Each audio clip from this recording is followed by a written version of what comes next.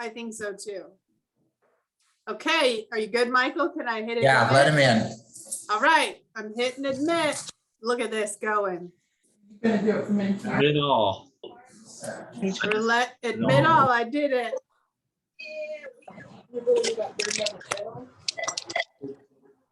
And I'm gonna probably mute everybody.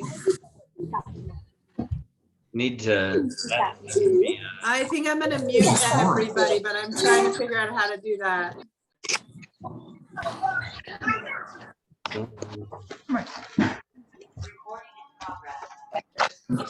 Yeah, can we mute all? Mute all. I found it. You found it? All right, you do it.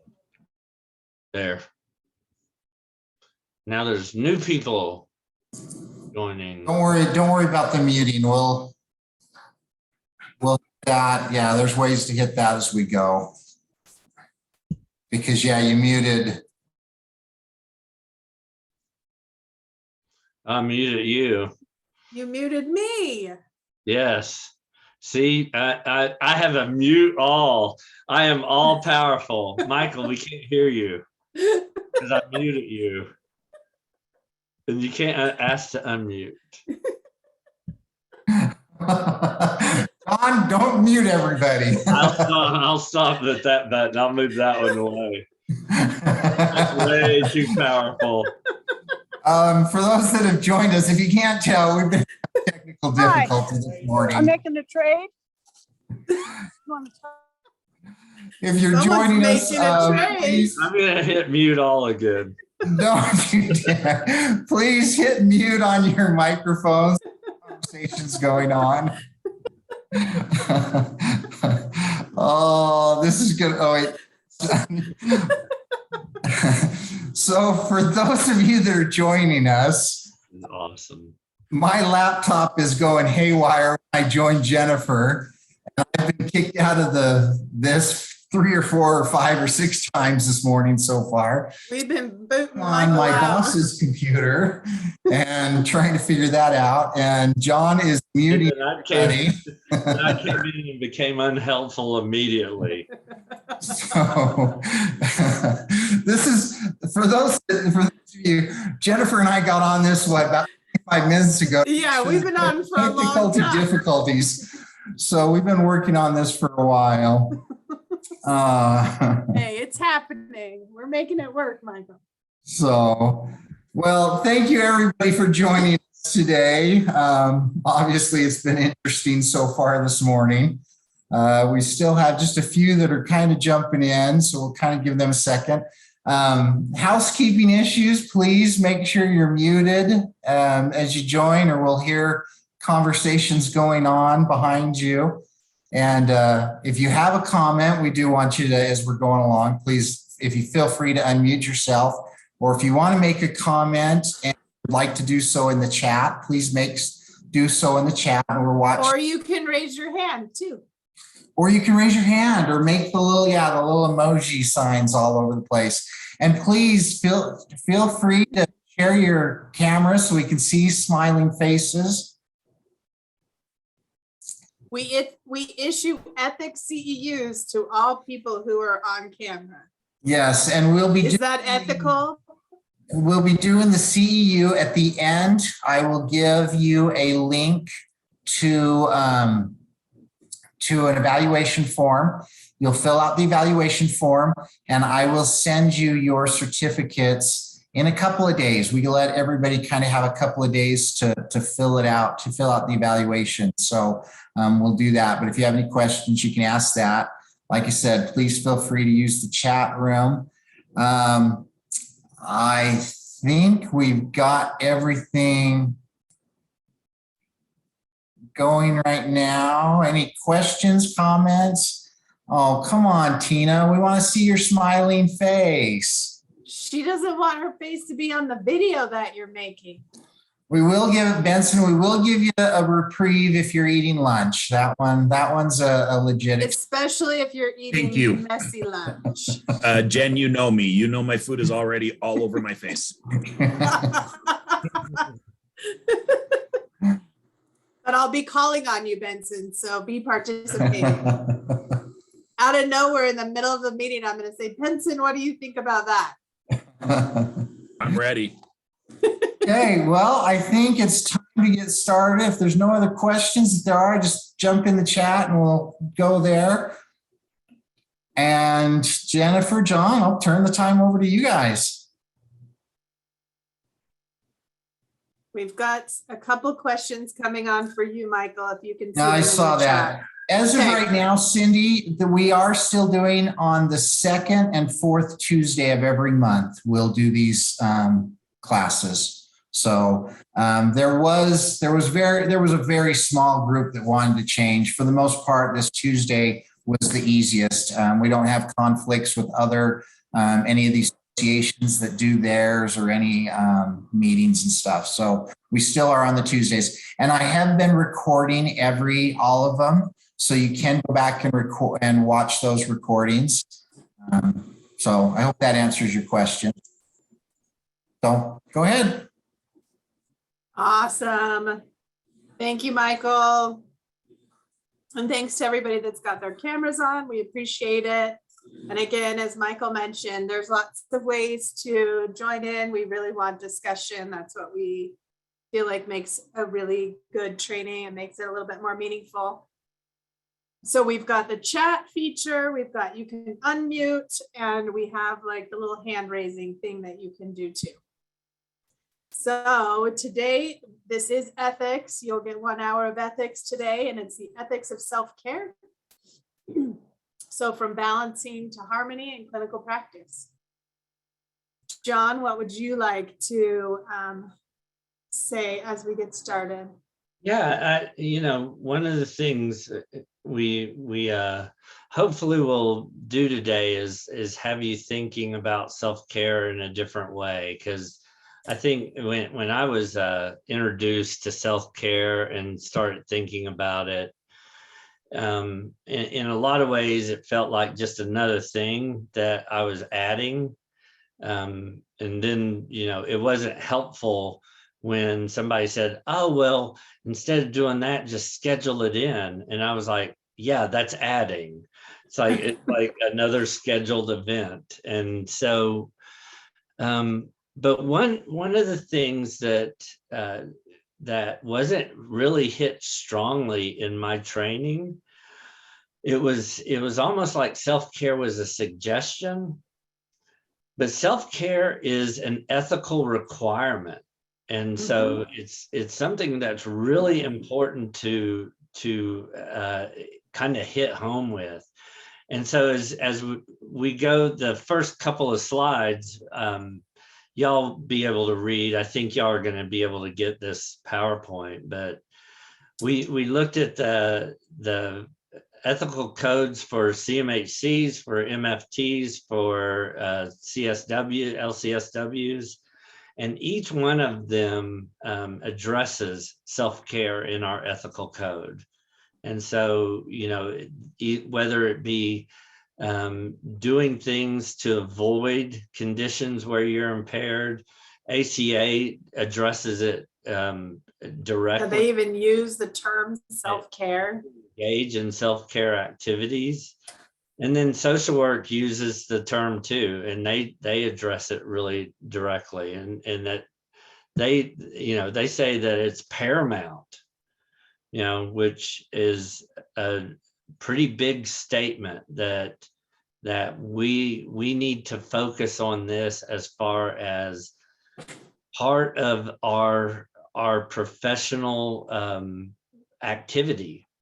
And what we are doing to maintain ourselves as a clinician, as a school counselor, that this is a piece of what needs to be paid attention to. So we just want to give y'all the foundation of that, because when we say the ethics of self-care, we're not just sort of saying, yeah, that it's a really good idea. It's an ethical requirement to pay attention to this in some way.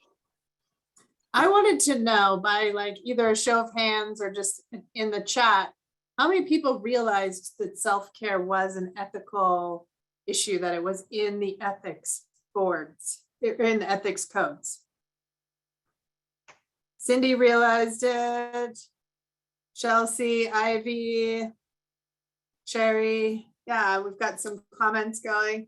Yeah, it's about half and half. There's some yeses and some nos. And yeah, I think it's an interesting thing to realize that it is. Yeah. And I'm curious, have you ever said, well, I really haven't done real good with self-care? And who's ever said that? Because if you think of it as an ethical requirement, would you ever say, yeah, I really haven't done good with having sex with my client? But we kind of downplay this. I think a lot of people downplay this as part of what it means to do this. And there's reasons why. And so what we want to kind of take you through some of the ideas of why self-care has become so paramount in our field. So the first thing to think about, if you can go to the next slide, Yep. is that what we're trying to move away from is this idea that of becoming exhausted or becoming burned out. And we're also going to talk about Compassion. compassion fatigue. Yeah. But have you ever found yourself where you are you're in these situations where you don't want to see clients, or there's certain clients you don't want to see, and what's happening for you at those times? And so what our field is telling us is that we need to have practices in place for ourselves that re-energize us, that keep us away from some of these concerns that happen and that we know happen in our field.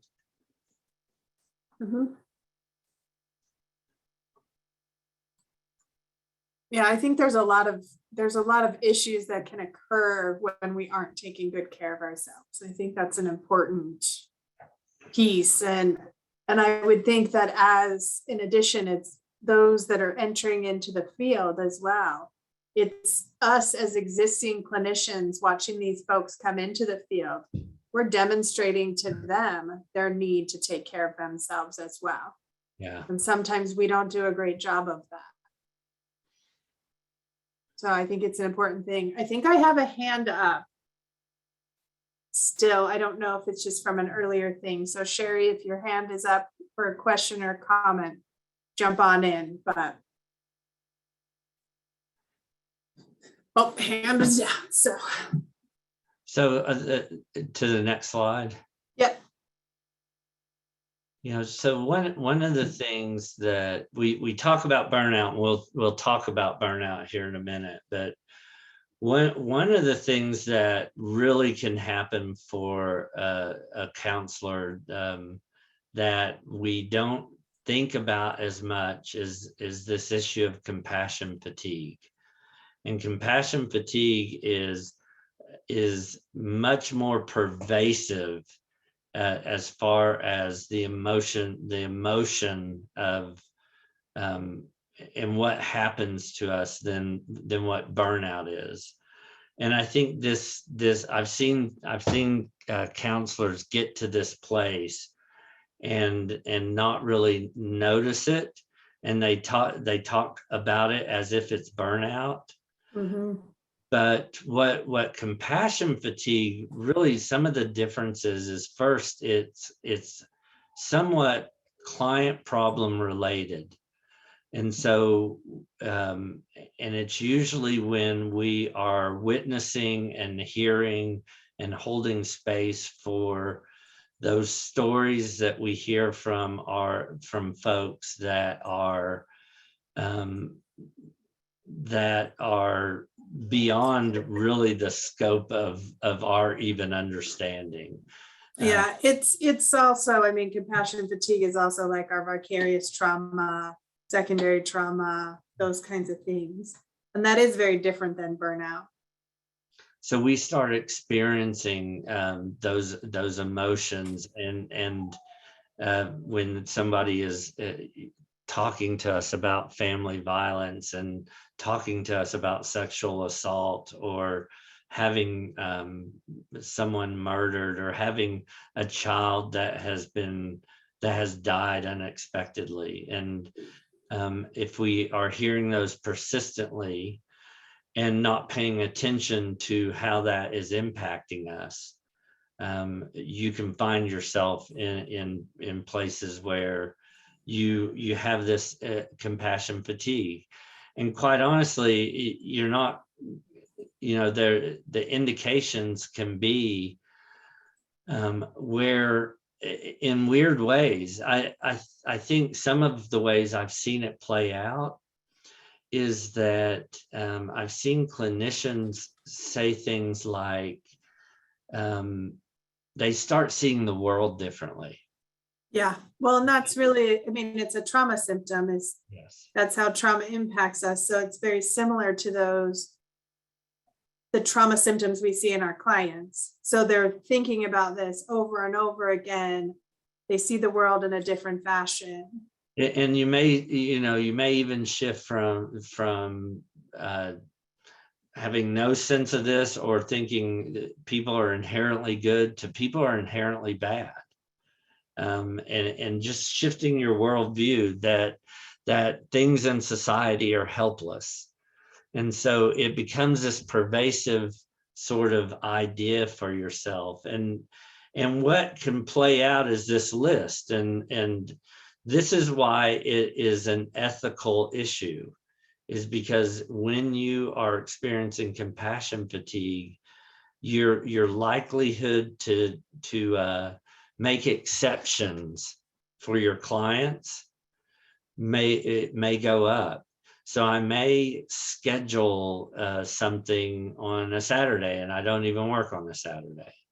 Or I may say, well, I'll bring, there's some food that I have, I'll just bring it and drop it off on your doorstep. And you normally don't do something like that. So you start finding yourself making those kinds of exceptions and doing extra things for your clients. Another piece to this in the relationship is that you may find yourself getting resentful of your clients for not changing, for not doing the things not doing the brilliant things you told them to do, and that you feel betrayed because you've put in all this effort and now they're not coming to see you. Or they don't show up, and you're abandoned by them, and or you've made a cool pact with them in your office, and they go back into the classroom and act like a horse's behind, and you think, why do I even try with him? And so it's those kinds of things that can come up, and those become danger points for the relationship. And if there's danger points in the relationship, that's when ethical concerns can happen. Yeah. It's these little teeny steps that start to gain traction and get us to the place where we make a poor decision that leads to an ethics violation. So, the compassion fatigue is kind of this pervasive thing. So I think probably all of us have had, unfortunately, like a dream about a case or a client or something, but it's when it's creeping into not just dreams, but you're at a movie and you're thinking about it. You're out to dinner and you're the person you're with is saying, is something wrong? And you're like, no, but there's something going on, and that it becomes this pervasive thing. Yeah. That's my dog. So talk, Jennifer. I'm screaming. I do. So, so burnout. So Herbert Freudenberger, I just wanted to say his name. He defines burnout with these 3 different areas. And he says it's this emotional exhaustion, this decreased sense of accomplishment, and depersonalization. And it's different than compassion fatigue in that we're caring too much for too long. And we feel like nothing that we do makes any kind of difference. And then we don't have energy. We're not going to care anymore. We have no compassion. So it's this giving up kind of feeling. We're just emotionally spent and overwhelmed. I don't know how many people, especially over the last couple of years, have felt some burnout. I mean, I know I have. I know that there's been periods of time where I'm like, I'm just done. I can't care about this any longer. And I feel like that's when we're at this place where we know these are the needs of our clients and this is what I need in my life. And I just feel like it doesn't even matter. No matter what I do, it's just futile and can't do anything anymore. That's really that burnout. Is this close? Would you say this is close to like a learned helplessness kind of thing? Or no? I think it's a little bit different. I think it really comes from that sense that they've cared too long, too much. And that there's not been the rejuvenation, that practice that needs to take place in the process of caring for people. So, and it's putting everything into making sure that your client or your student, if you're, like Erica over at a middle school, like it's feeling like no matter what I do, I can't make any kind of difference. It doesn't matter at this point, which I think it's a little different. It's like, I've tried everything. Okay. Yeah, it feels a little different. So, and when we've got burnout, it's usually about like that accomplishment and the ineffective, feeling that we're just not getting things done. We just can't do it. There's too much to be done. It's just too overwhelming. And then we get irritable. We're not interested. We pull back. We get defensive. We're depressed. It's this little cat that you put on here, Yeah. So I don't know how many people have felt a sense of burnout ever. Like, yeah. Yes. There's Benson. So yeah, we get to that place where we feel that. And how good are we for our clients when we get to that place? Yeah, we've got people commenting. Yeah. So I'm going to call a little bit of an audible about the next slide. Do we have the slide on common factors in there? I feel like we do, yes, but it's down a little bit. Can you go to it? Yeah, I can do that right here. Yeah.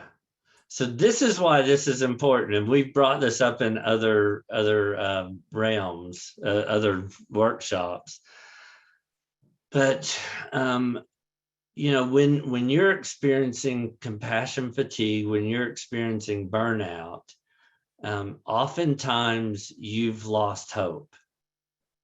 Mhm. And so that 15% of, and if you don't know what the common factors are, these are basically these are the 4 factors that have been found to be the most influential in your therapy. Things changing. And so that 15% that says expectation is the whole idea of how hopeful I am that things can be different. And so if you are experiencing burnout and compassion fatigue, you've already lost 15% of what, And you only, by the way, the 40% are things outside of therapy. So we don't even have anything to do with those. And what I And- would say is if Jennifer's my client and I lose hope that she's going to change, if I start feeling resentful of her, if I don't believe things will be any different, that's going to come out in the relationship. So it impacts the client therapist relationship. Yeah, and there's a question, it says, is it the patient's expectation or is this the therapist's expectation? It's both. It's both, yeah. It's both. And one influences the other, quite honestly. If my Mhm. client, at least for me, if my clients are hopeful, then it invites me to be hopeful. And if I'm hopeful, I hopefully am inviting my clients to feel hope. And I think Susan has a question, Jennifer. Do you have a question, Susan? I think her hand might be up from, she's Andrew. still in burnout. Okay. So so that's another piece to why self-care is so important. Because Yeah. if we get to those places of burnout or compassion fatigue, then it is going to impact a lot of our influence on change and a lot of our influence on what we can do with and how helpful we are with people. Yeah, we don't hide. I think John and I always assert that the things that are going on with us personally, as whether it's just a therapist, a guidance counselor, I would say a teacher, any of those things, we don't get to walk through a doorway and those things just disappear when we walk into a therapy session.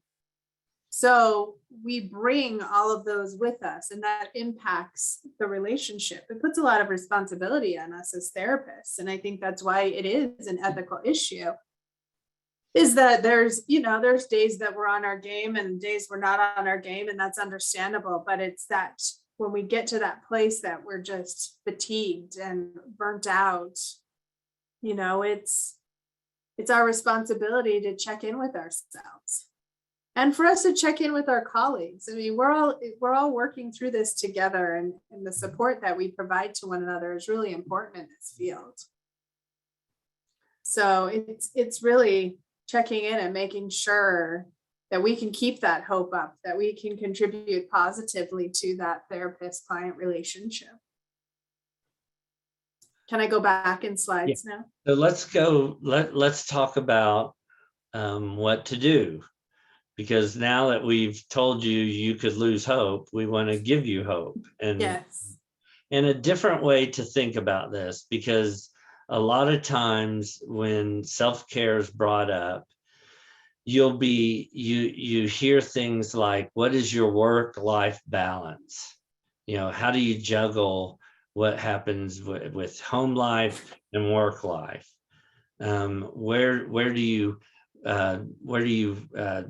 wedge in time for self-care, and where do you How do you schedule it? and how do you schedule it? And what that language does is it really puts work and our life kind of in conflict with each other. It kind of is like they're combative. And if I am to spend more on my self-care time, I'm going to have to give up something with work. And if I do more with work, I have to give up something with my other parts of my life. And so that balance is always a zero balance, is what you're trying to find. And the way to find zero balance is to get something, you have to give up something. And if you give up something, you have to give up something to get something. And that has always seemed for Jennifer and I,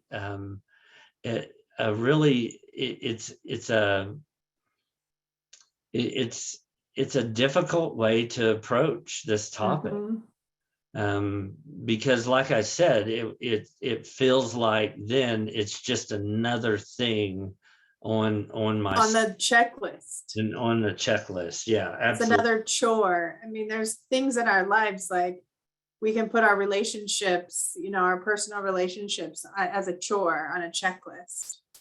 We can put all these things on checklists and it doesn't help us get re-energized by any of it. Yeah. It just feels like, oh, so John, I would like you to self-care today.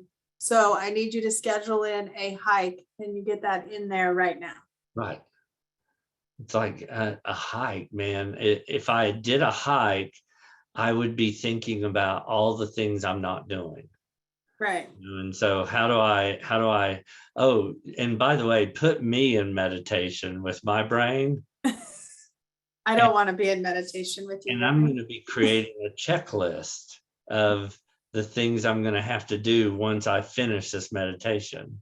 Mhm. And so because I'm trying to find that balance. So this will not surprise Erica at all, but what we're proposing is changing the narrative and changing the language of what it means to self-care, and how do we instead of find balance, how do we find harmony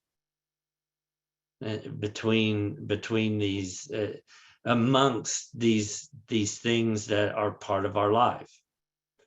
And so it's funny because in the improv world, you learn, the first thing you learn in improv is yes and, instead of yes but or no and or any, is yes and it's that's an interaction, kind of whatever you want to call it, it's a start to an interaction that each person does, that accepts one part and adds another part, and so it brings harmony into it.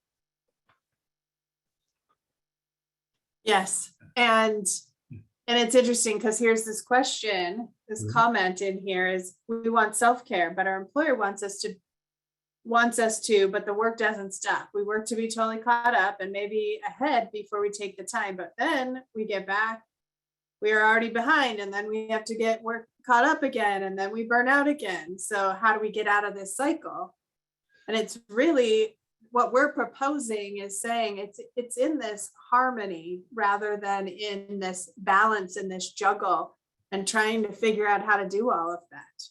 Because that stuff makes me want to just run away. Because I remember canceling trips to just be like, I have no time for a trip because I need to stay caught up and I am already behind, and I come back to 350 emails and I can't deal with that. I don't want to deal with any of that. So I'm just going to keep going. That's worse. Right?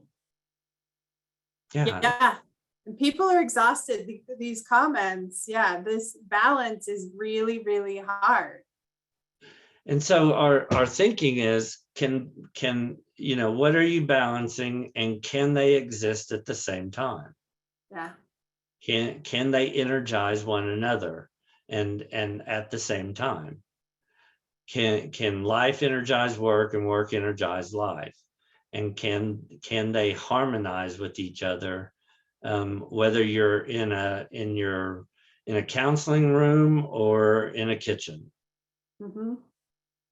And that is when we first introduced that idea, I think it's difficult to wrap your head around, because people will go, well, I don't want to bring work into my life.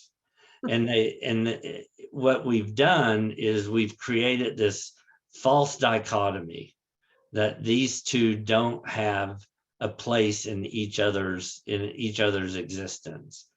And what we're going to talk about is some of the ways we've seen how that has happened, where these two do have a place in each other's existence and that they energize each other.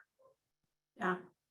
And I think, we've got a few comments, John, about just this taking time off work, it's harder. It makes life harder. The workload's getting harder in this field, not less. We get bigger and bigger workloads, not less and less. We have a shortage of mental health professionals. We recognize all of that for sure. And sometimes we do have to just take some time off. We understand that too. Yeah. That has to happen. And even if our employers don't want us to, sometimes we just have to, and it's part of the deal. Yeah. I think there's a part of how do I be passionate in everything I do, and how do I tap into those passions, and where do I implement them in every part of my world, in every part of my life. And so it's interesting because I was talking to someone the other day that works in a residential facility and was talking about how pervasive work was. And I was like, well, what's your passion outside of it? And she said, I really don't have any. And I was like, well, here's part of the difficulty is finding your passion. And so, if you want to move ahead for a minute to the next. I'm looking, we've got a lot of comments. It is easier said than done. It definitely is easier said than done. But it's not as difficult as we make it. No. Because I think let me give you an example. I have a friend that loves origami, loves it. He does like these gigantic origamis at home. And he does all kind of, it's funny because he does a windmill origami, and it's just nuts. Well, he works almost exclusively with children that have been diagnosed with ADHD. Well, all he does now with them is, well, not all, but he does a ton of origami with these children. And one of the things that we know for kids with ADHD is small tactile movements help them with focus. Mm-hmm. And it's hilarious to watch him do these, I joke about there's more cranes in his office than you'll ever want to see in your life. But, the parents will come in and say, my kid's bouncing off the wall. They can't sit still. And you can go and watch him, and for an hour, they're doing origami and having conversations, and these kids aren't leaving their chairs. And some of it, they're just talking about origami. Mm-hmm. And so this guy's doing work in his passion. And it's a matter of how do you bring your passions into like I said, all of the things that you do. And what's funny is we've done this, we've talked about this before, and we've had people go, well, but I can't bring, my crocheting into work. And it's like, what rule ever told you can't? And if your job's telling you can't, then make up a good reason why you can.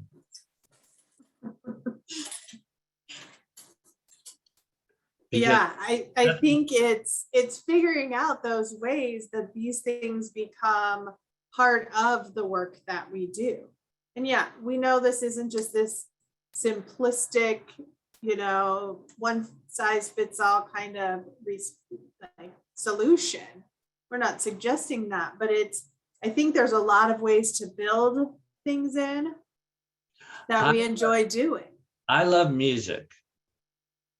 And so I work with adolescents, and a lot of adolescents love music too. And so when they're telling me something about like how difficult it is at school and and being bullied, they can say it, but what I'll say is, I want you to go pick a song that will really, that really will put me in a state that I could understand what you're talking about. And adolescents love that.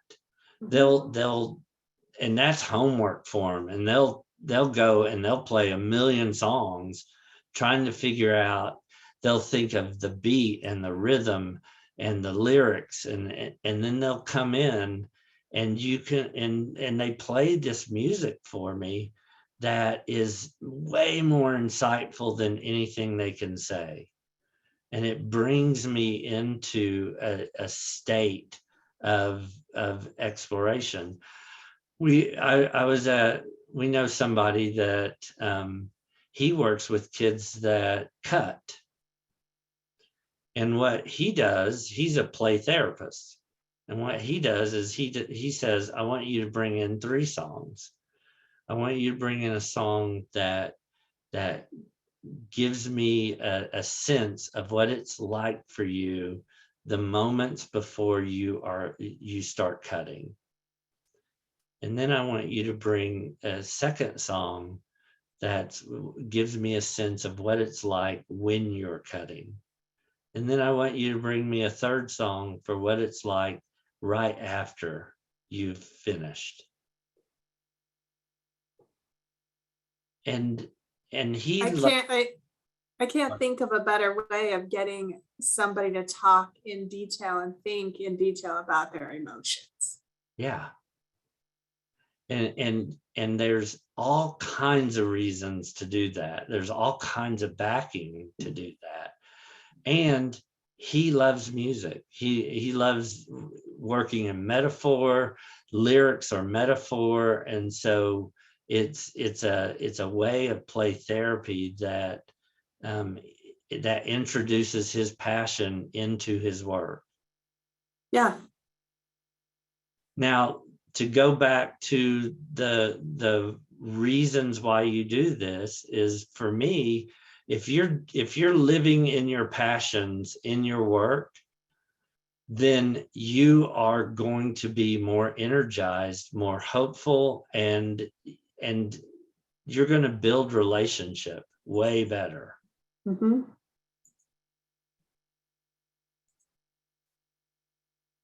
I don't know, It Jennifer. really it contributes to the process. We're getting a lot of comments and confirming that people are saying their best sessions with adolescents involve music. And then others, Winona said, bringing more of her passions to work with clients allow me to increase the connection relationship piece of therapy. Yeah, it's not, it's not something that has to overtake the session. It's a contribution.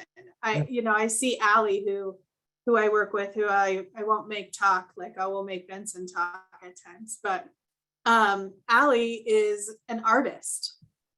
Yeah. And she's an art therapist, and she brings art into everything. And so that's this combination of her passion for art and these beautiful creations that she can do, as well as allowing for this opportunity for kids to express themselves. And that's that harmony that we're talking about. It brings those two things together, and it allows us to get energized in those sessions, because we need to do this more consistently than we're doing it. It's like, how many trips can we take a week or a year? We can't take them all the time, but if every day we find a means of building something in that energizes us, that allows us to get through those days in a less burnt out way, in a more productive, more effective way. And we're bringing that into the room. And so, I think we talk about passions, but it's just things that are interesting to you. Yeah. And how to bring that in. And so, my guess is equine therapy was created not off of somebody that hated horses. It was somebody that was like, they liked horses and they started integrating that into their world. And then, it got bigger. We're not suggesting you have to create a whole nother way of practicing, But I know someone that there was a student of mine that before he became a student, he was a chef at a restaurant. And then he went through the MFT program, and in his practicum, he was doing in-home therapy. And one of the things he started doing as an assessment tool was having the family create a meal and then cook it together. And you can assess all kinds of things by watching a family cook a meal together. You can look at power dynamics. You can look at who's in charge, who doesn't get listened to, things like that. But it was around something that he absolutely loved. Yeah. Some of the comments that we're getting to, I love these comments, you guys. Carolee's feeling really lucky because she gets to play with animals during the sessions. Yeah. But interesting enough, she also says picking up horse manure while chatting about life together can be really calming. Absolutely. Yeah. I mean, there's so many things. You won't think I gotta go scoop poop. It makes me calm. But there's something about that process. When I first started thinking about this was back when I started working with adolescents, and it was mostly boys I was getting, like 13, 14, 15-year-old boys. And this may surprise some of y'all, but they didn't want to sit in my office 5 No. feet away from me, make eye contact, and talk about their feelings. They had no desire for that. And I didn't want to sit in there and them not want to be there and me have to, it just didn't, there was nothing interesting or fun about that. And so I was lucky enough that there was a gym that was connected to because there was a school connected to our agency. And so I went and started shooting basketball with these kids. And as soon as they didn't have to make eye contact and we could move around, it's the same as picking up manure. Once we got out of that situation, and by the way, I like sports, so it was fun for me. But they started talking. It gave them the freedom to be able to talk about stuff. And then it gave me the freedom to say, you know what, I can actually do some things that are fun and still be therapeutic. Yeah. So I know when we're burnt out, it's hard to think about how do I get creative? So I think it's sitting right now and it's asking ourselves, what are things that I am passionate about? What are things that when I do them, I feel re-energized? Like just even thinking about that, starting with that step, because we know this is not, this isn't going to work in every single therapy session that you do. We get that.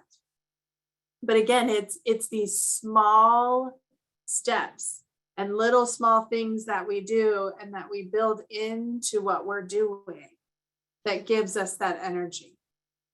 So finding out what those are. You want to go just a couple slides over? Yeah, to the one more.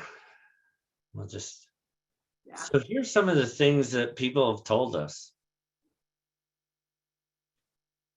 And I imagine you all can add to this list. We even have Carolee. I'm thinking your job sounds great. She's got things, walking dogs, flying kites, making something from wood, etc. She's scooping manure. So there's all these different things. What are some, like, either throw them in the chat or really yell them out. It's okay to unmute yourself and say something. It's all right. This is that portion, especially now of what are some things that you're passionate about? All right, Carolee. I was just gonna say, one thing that I've gotten into is I have border collies. My dog, one of them is sitting right here next to me. And then I'm lucky I have one down there and another one over there. And a couple of cats here. We're all chilling out together. But one thing I've gotten into is nose work with my dogs. And so I'm training them to scent detection or to do scent detection. And so I have the kids, we hide little scents around the room or in the yard. And then we put like get to know you questions attached to the different scents. And if the kid gets to hide it, and then when the dog finds it and locates it, then the kid answers the question. So it's kind of a little game we play with the dogs. And then the kids love to see that the dogs will listen to them, because a lot of times kids don't feel like anyone listens to them. But when the dog is like, and the dogs are eager to play games. And so that's been fabulous. I recently have been training in animal assisted play therapy, which is play therapy, but engaging in animals in play. And that's been super, super fun to experiment with. That's awesome. I love that. Those are great examples.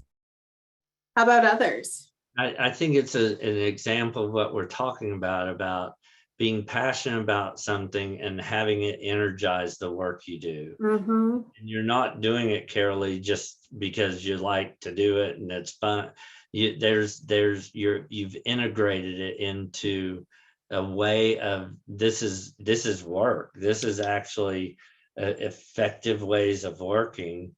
And because of, you can hear it in your voice that excited about it. And if I've always found if I can come in excited about something, people are drawn to it.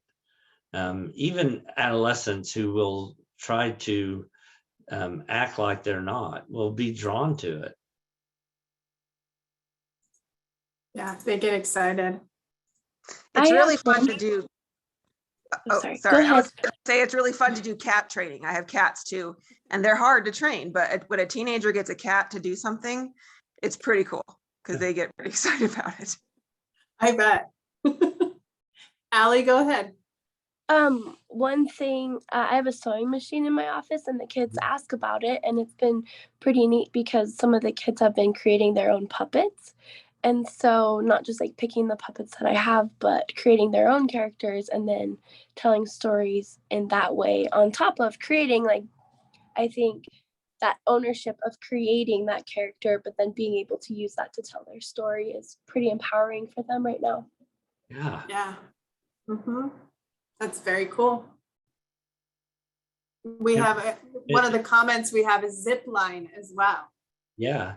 And you may not be able to go out and zip line, but you can talk about it, and you can Yeah. talk about some of the skills, some of the things that are important that can be bridged into life and bridged into lessons for life. And so, I have golf on there. I know a guy that he didn't take all the kids out golfing, but golf has a lot of ideas behind it. One of the main ones, especially for adolescents, golf, you referee yourself.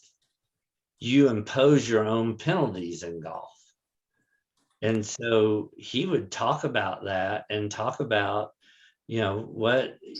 basically think about having a conversation with an adolescent about imposing their own penalties, imposing their own punishments, imposing their own curfew, and how to self-supervise themselves. I love that example.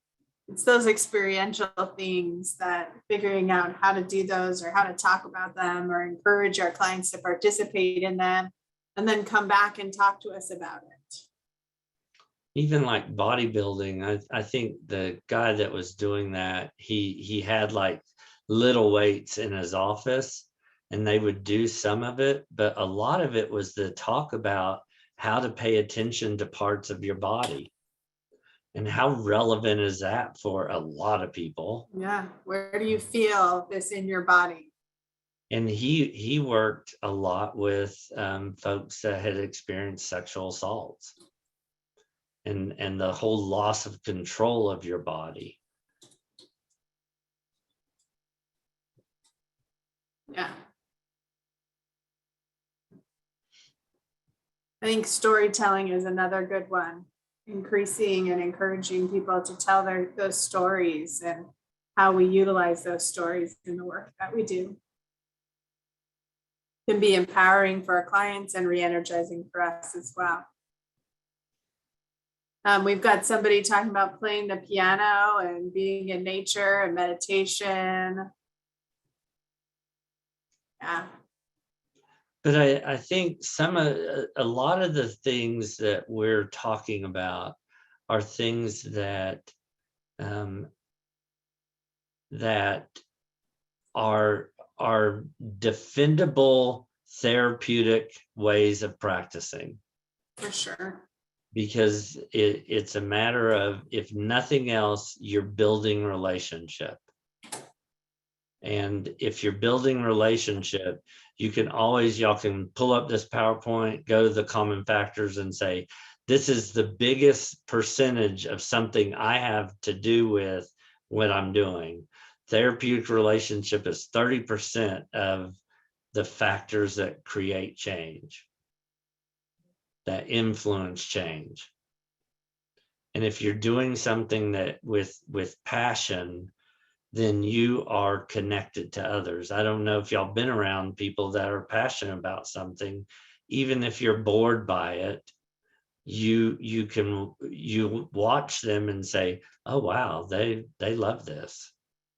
Well, and that's interesting because Shelby just said, I think it would be fun to let the clients pick the passion or activities to do, because they'd open up and more doing what they love. Yeah. And that can re-energize us because they're experiencing that hope, and that can re-energize us. And it gives us the opportunity to see what they're interested in. It's such a great assessment tool. The other question that we have is, how much self-care is enough self-care? Which is a great question. Yeah, I think I don't know if there's an answer. I don't know that there is. I think that that's different for every one of us. And I think it depends on how depleted we are in our energy.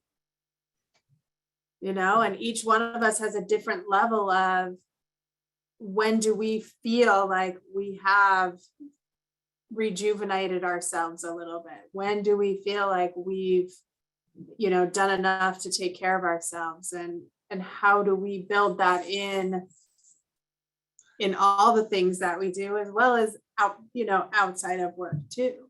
And one of the ways I would think about answering it is, if you're harmonizing instead of balancing, then you can do self-care all the time. Yeah. But if self-care is taking away from something else, then you're balancing and you can't do as much. But there's a part of me, it's like, why can't you live in your passion if you're doing good work? Right.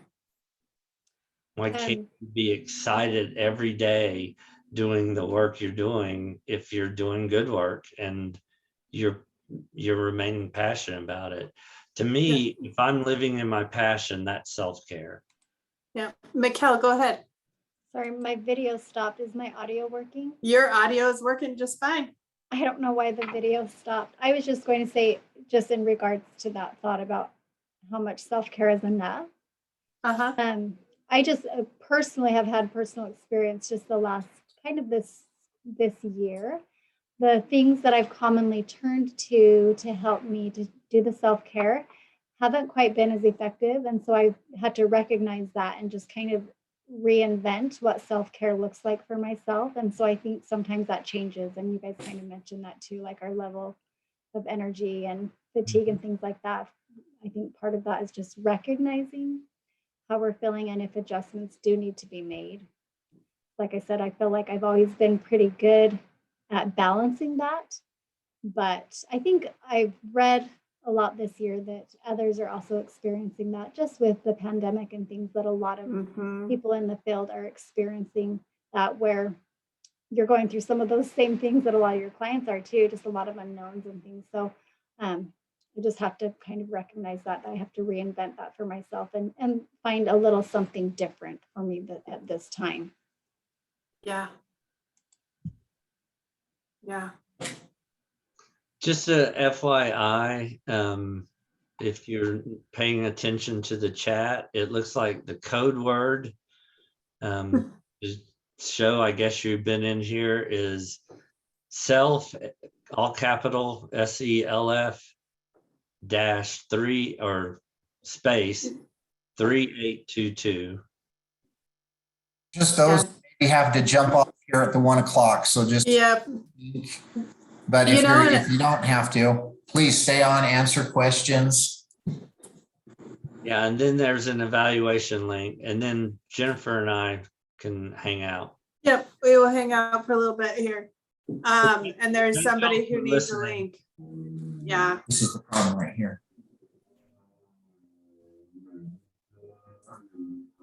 So, and thank you for the work that you do. We know this is hard, and we That's know fine. as therapists, we really have, we've had a lot of extra work this last couple of years, and there's been a lot put on us for sure. And this is a hard thing. This isn't an easy answer. And we know that there's a lot of ways agencies could change and cultures could change. And this is something that we have control over, is immediately. And what we're challenging you to do is not be stuck in that. Yeah. Not be stuck in, wow, this has been a tough year, and if you can find just how do I integrate something that I can energize myself with. Yep. Yeah. Because we've got to do both. We've got to do all of it. Michael, there's a lot of people saying the link isn't working for them. And so I know that you will figure out a way to get them that. The problem comes, I mean, I can email everybody the link unless you're in here under like, and I'm just looking down like Candace. I don't know which Candace this is. If your username shows doesn't have your a name that I can attach to, I just need to get your emails. Oh, someone's saying it did work for them. It did work If for it's- them. So If it's not working, then maybe copy and paste it. Try it. It may be firewalls, company firewalls that are blocking it. Yeah, because it worked for me. Okay, it didn't work for me, which I'm assuming is my firewall. Yeah. yeah, I'm going to guess it's your firewall. I bet it won't work for me. Okay, if you do have any problems, just email me and I'll send it to you through another source too. And I'd be happy. Just send an email to me, either from the link to get on this class, the invitation that you got on your email. Yeah, I'm hoping that's what it is. I bet And you. I thank you guys so much for the great comments. Yeah, It's like absolutely. 2 presentations sometimes when you start looking at the comments and the communication that happens there and what's happening here with everybody and your faces on Zoom. So Well, and Jennifer, I think this is just, it is pervasive, and it is. we've gone through this whole huge thing, and I, it makes it, as we're presenting it, I think you said it a couple of times, it's easier said than done. And Yeah. it sounds like, oh, this is a quick fix. It's not. It's being intentional about trying to do this. And for some folks, it may be even breaking the rules and it's not agency rules, it's their own rules. Right. Oh, I couldn't woodwork while I'm talking with someone. Right. It's like, yeah, you can. Yeah. You said you couldn't. For everybody that's on right now, if you are wanting a copy of slides, copy of the recording, we did record this. please just fill out that evaluation. And when I send the certificates out, I'll have those attached to that also, a copy of everything. Wyona, copy michael.dinsmore@uhs.com. So that's, oh, sorry, michael.dinsmore@uhsinc.com. Sorry, too many emails. I will put his email in the chat Yes, you can do that while you're. because I know the email. There's Michael's email and the link, and just explore things and be intentional. I think that's what I would encourage everybody. Be intentional about the needs to take care of yourself and recognize. I like that there's some comments that say, you guys we're not alone in this whole frustration in this process. We recognize this is happening and this is our field, and we know it's been hard. And I think just going back to, I think in and of itself, making that shift from balance to harmony Yeah. is a gift, because we're taught and we think in dichotomies, and so to move away from that is kind of like moving away from first order to second order change. Right. Yeah. It's definitely a different perspective and a different way to view things. And sometimes we don't ask ourselves what we're really passionate about. Yeah. Are there questions, people who want to stay on? I'm always interested in why you're staying on and what you You're what you burning. want to say. While you're thinking of questions, thank you everyone for coming and joining us today. Thanks, John, Jennifer, for presenting. Thank you. Yeah, thanks for having us, Michael.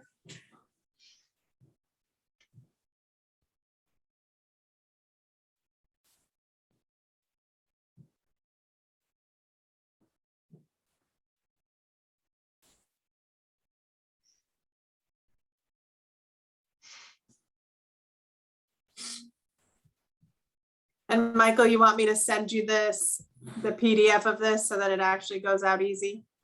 Yeah, if you'll send that to me. Okay. Yeah, I'm wondering why that survey did work for some and not for others. Yeah. It's just been a day of some technical challenges. Oh my goodness, yes. Not sure why, but John Robbins? No. Yes.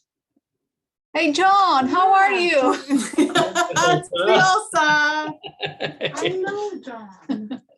Bielsa, Just wanted you're to like, say- we can just see your forehead. Just That's see your all we can forehead. Oh, see. I have moved my camera, that's why. There you are. Hey, Bielsa. Hey, Dang it, I forgot. Just wanted to say hi. who's in the face mask behind you? Somebody you know. Hey, Chandy. I don't know if you remember me, don't you? Yeah, of course I remember you. We're Facebook friends I too. don't Well, know. you don't post ever. Well, John, apparently Chandani was in one of my classes too. So when I come in here, she recognized me. Oh, that's funny. That's great. That's really funny. Yeah, I think I tortured Chandy a little bit. Did you? Good for you. She needs that. Yeah, I'm surprised she's smiling as she sees me.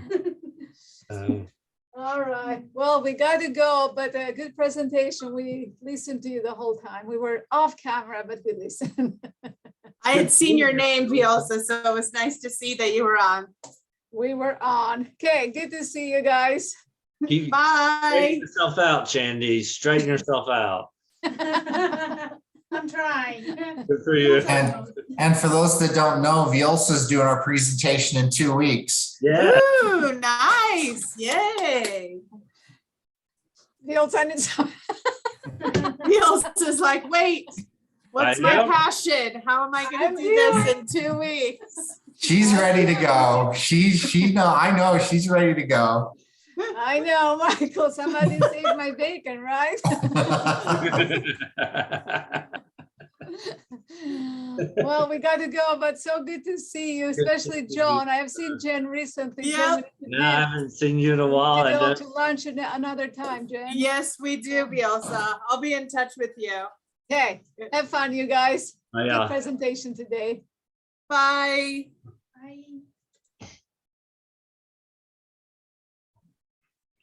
The rest of them just logged in and then walked Yeah.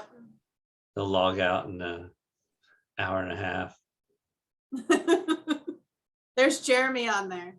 Yeah. I think we can get him out actually. So I think we're done recording, right, John? Or right, Michael? I paused the